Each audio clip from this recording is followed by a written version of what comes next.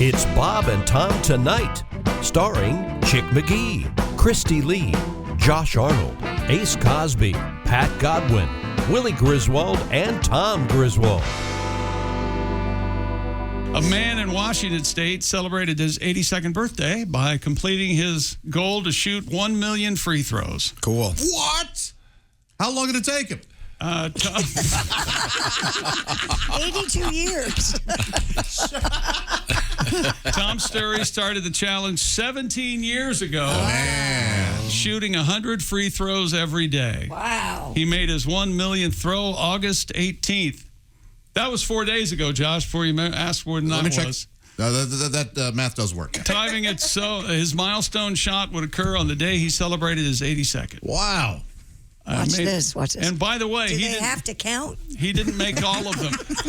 I was getting to that. I just want to know who's the jackass that keeps fouling this 82-year-old guy. Not in my house. I could make 9 out of 10 now. $1,000 says you can't do it. Man. Whoa. You know, to see you bouncing like that, like you truly have a point, is really irritating. So let me tell you this. Certainty. Let me ask you something. There's no way you're going to get. I bet you can't. You can't. This guy's a great. I could make more free throws than you could. Well, that isn't the bet. I'll make 9 out of 10. Okay, so this guy made 94% of his free throws. He shot 1 million times. Yes. Yeah. And he's 80 what?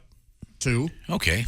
God, Let's see him do like one of those. Did you listen to anything in the story that you wrote? One of those windmill dunks, like on a trampoline.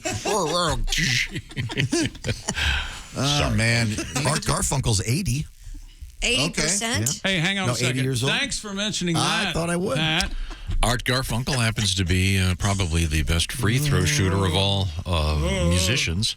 I would maybe in 1968. Yeah, maybe there's a year. Art is still quite the shot. You know, we have Frank Caliendo coming up later on this morning, who does some of the best impressions you've ever heard. Right. Absolutely. But none of them will beat Chick McGee's impression of Tom telling us about Art Garfunkel.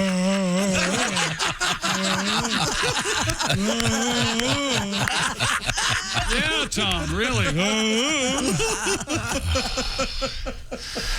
are you happy now? It's Frank Caliendo, and Frank is one of our favorites. Frank is a great stand-up comedian. Have you ever been asked, and this can be a yes or no, you may not be able to expand on this. Great question. Have you ever been asked to do... How they teach you in broadcast You'll school. see why. You'll see why in a Okay, second. To do what they call looping, to do the voice of an actor who can't either get back either because they're dead or they're unavailable, and they say, "Hey, Frank, can you come do?" I've done a little bit. I'm not a really. I'm okay as a voice matcher. For example, with the game Madden. Okay, so Do years they ever ago, want you to come in and do Madden voice? well, they don't have. John Madden's not in the game anymore. They bought it from him. I know that they own it. I think years ago they just bought it out, and he's like, "Hey, how much?" And he's like, "Not enough." So because they tried to go away. My understanding is they tried to go away from having John Madden in the game. Not just that, but having the game not called Madden. But that's what people call it. Madden. They don't call it Madden football, Madden NFL football. They don't call it EA Sports football. They just call it Madden. So to go back a while, years ago, John Madden did a commercial where he had to sing. And so they brought me in, and they wanted me to audition. And I said, I'm not auditioning for this. They said, why not? I said, because he won't want me to do it. He doesn't like me. He didn't like me at all at the time. So I made them pay me to do the audition, like $1,000 or something like that, because I knew it was going to waste my time. So I went in, and it was chestnuts roasting on an open fire, Jack Frost nipping at your nose. And they're like, that sounds just like him singing. I'm like, I know. That's what I do. All right. And then, well, there are very few things where I have confidence in an ego. That John Madden impression was one. It was one well of the deserved. things where I hoarded out enough that I knew it worked.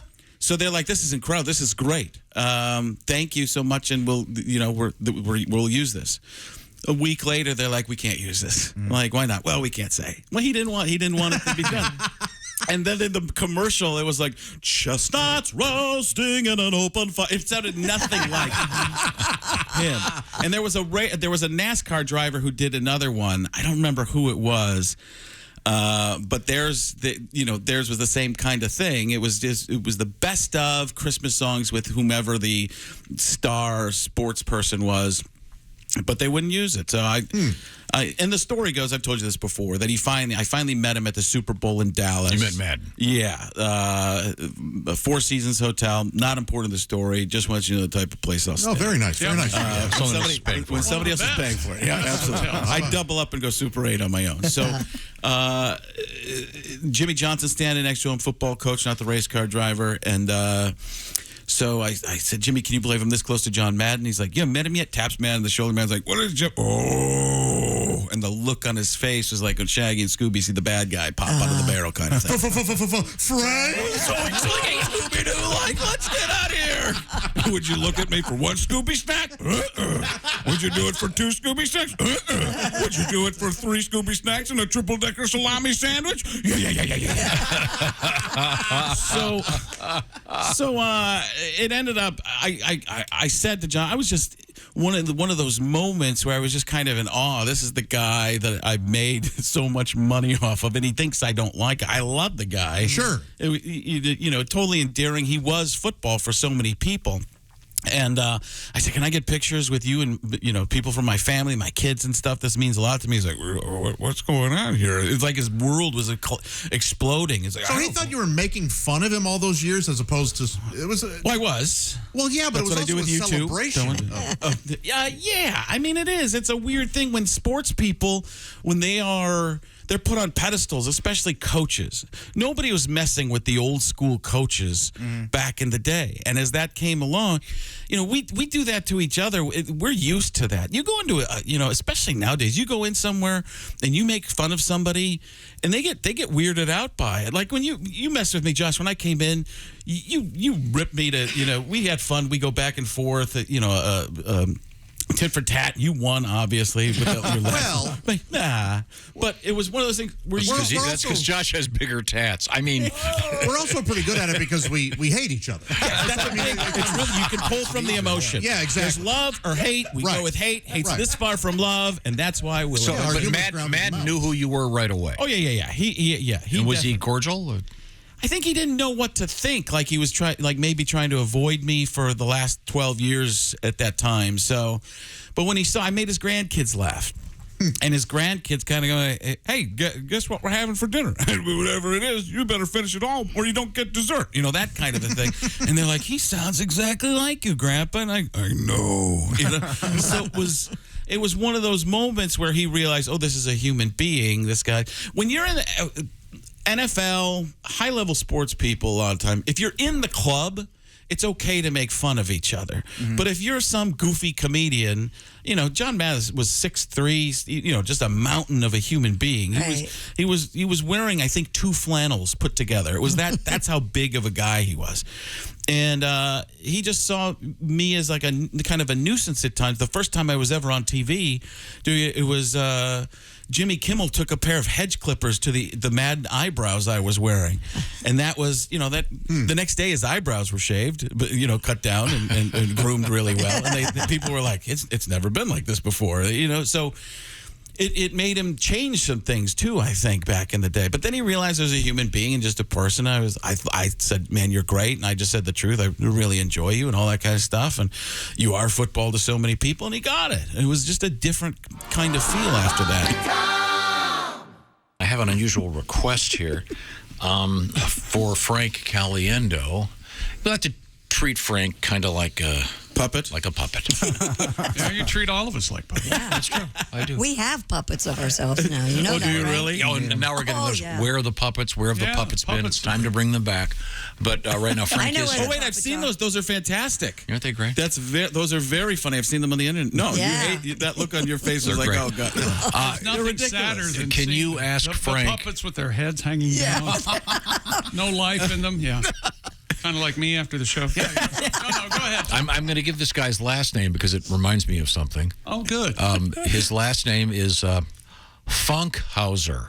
Oh. Oh, I went to school with some Funkhausers. Did you? Yes, I did. What a great name. Absolutely. F-U-N-K, Funkhauser. This guy making that name up? No, No, it's a they're- legit. It's a legit email address. Yeah. You can't It make is. those yeah. up. His first name is. Oh, I'm not gonna. He Might have gone said, to school with me. "Can we get some Terry Bradshaw out of?"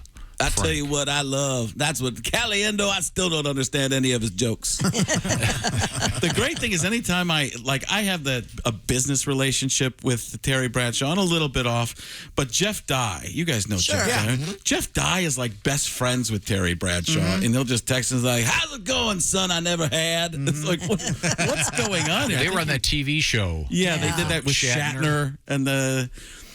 So I don't know. It's one of those types of things. But Terry, yeah. Last time I saw him was I ended up not seeing him. It was an event out at this resort in I think West Virginia, and I texted Terry. I'm like, I'm going to be here. It was Friday afternoon. The Greenbrier? The Greenbrier.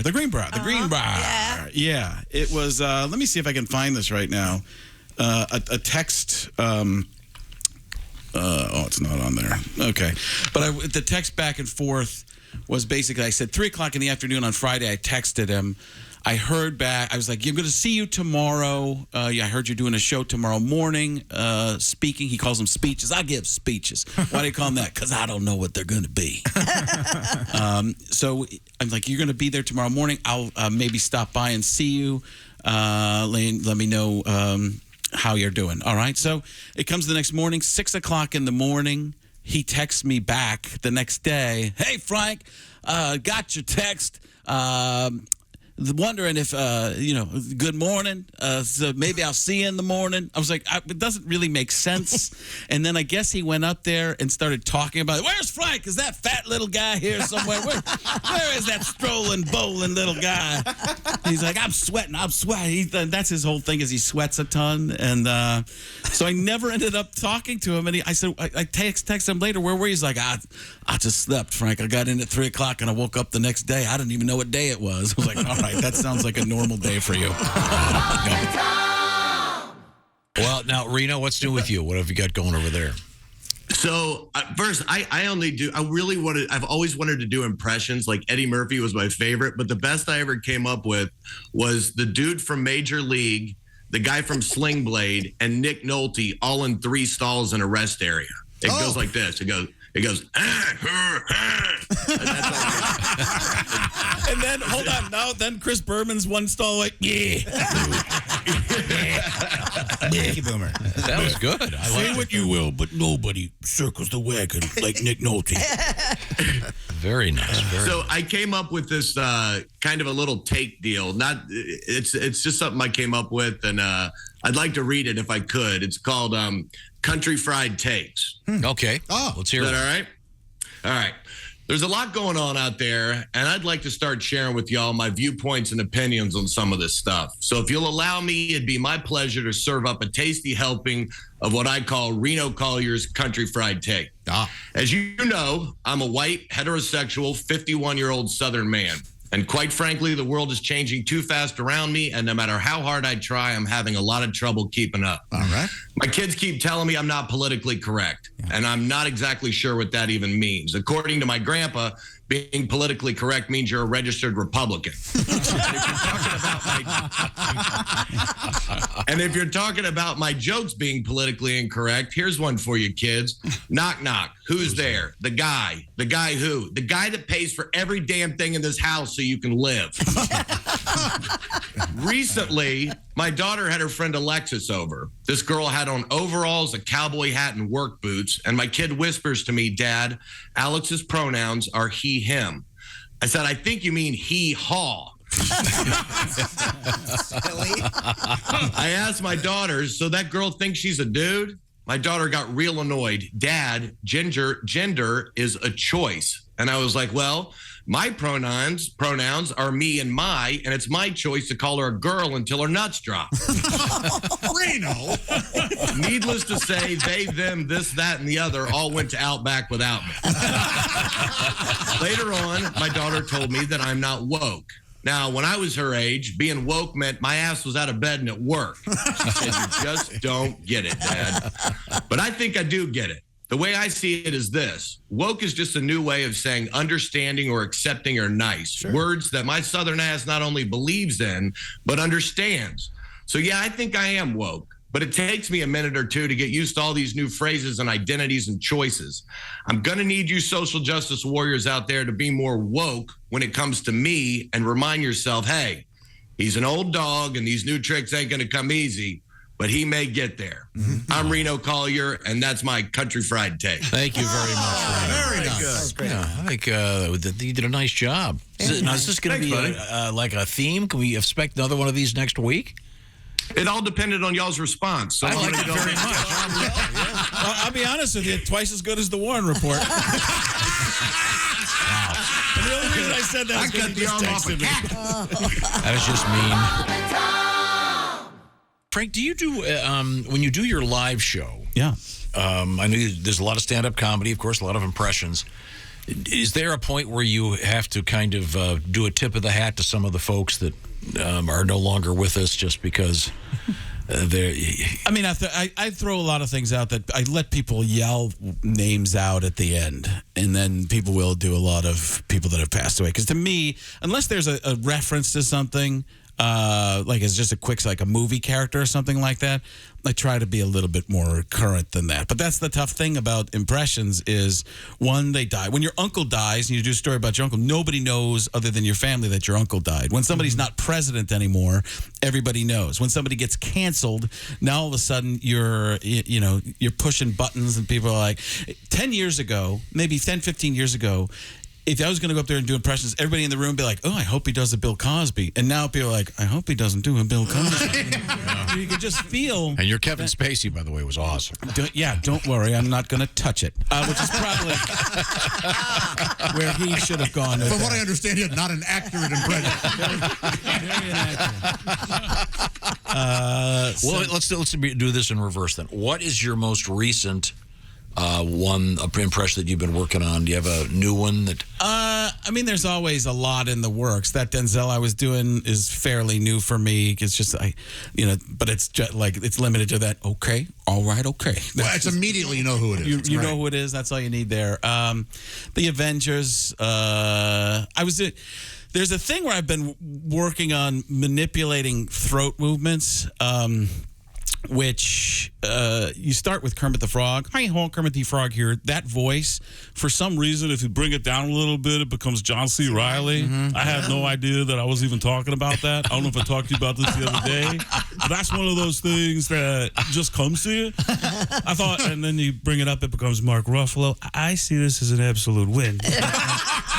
That's incredible. It's so subtle. I had no idea. And then if you bring it, it becomes Joe Rogan. If you put it back, wow, Jamie, pull that up. Oh my God. That's nuts. That's crazy. Very good. I with somebody. But I just the other day I started thinking just stupid things to do, and I was like, I was going to put John C. Reilly in other movies, like if he was in Gladiator. I'm Maximus Decimus Meridius. Yeah, but let me ask you this, Maximus. Did you touch my drum set? Did you touch my drum set? Did you touch my drum set? That's hilarious. I love that. Thank you, Frank. Watch the entire show live or on demand at bobandtom.com or listen live with the Bob and Tom app. And be sure to tune in next time for more Bob and Tom Tonight.